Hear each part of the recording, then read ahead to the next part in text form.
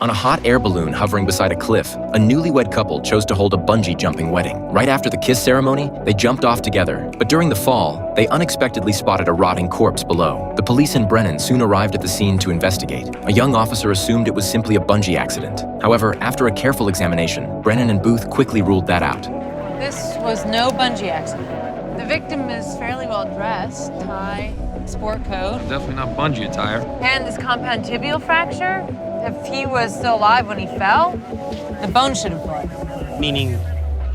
Meaning someone threw him off the cliff after he's already dead. The body was soon sent to the lab for an autopsy. An intern noticed bleeding around the upper jaw of the victim. This suggested the victim had likely been punched before death. At the same time, Hodgins analyzed the maggots in the body. He estimated the time of death to be around 3 days. But Camille argued that based on the level of decomposition, the victim had been dead for at least 5 days. As the two debated the time of death, the intern suddenly noticed something moving inside the victim's abdomen. At first, Brennan thought it was insects crawling inside the body, but Hodgins said he couldn't think of any insect that would behave like that. Camille immediately picked up a scalpel and cut open the abdomen. To their shock, green bubbles started oozing out of the incision. Fortunately, no toxic substances were found in the lab. But to be safe, Camille placed the body in a containment chamber. This significantly slowed down Brennan's team's investigation. Camille insisted that until they understood the cause of the bubbling, all examinations had to be conducted in isolation. Just then, Angela brought some good news. Using dental records, she identified the victim as a man named Colum. They also learned he had a brother. His brother runs a used car business locally. Not long after, Booth and Brennan went to the dealership. They found Colum's brother there. They also met his wife, who had come to deliver his medication. According to the brother, he had recently been diagnosed with kidney disease. This had caused his car sales performance to drop significantly. Fortunately, his wife had some tailoring skills. That was barely enough to keep their household afloat. Most of his medical expenses were actually covered by his brother, Colum. Booth then asked what Colum did for a living. His brother said Colum used to work at the same dealership as him. He had always been their top salesperson. But starting last month, after arguing with the boss, Colum left and went to the newly opened dealership across the street.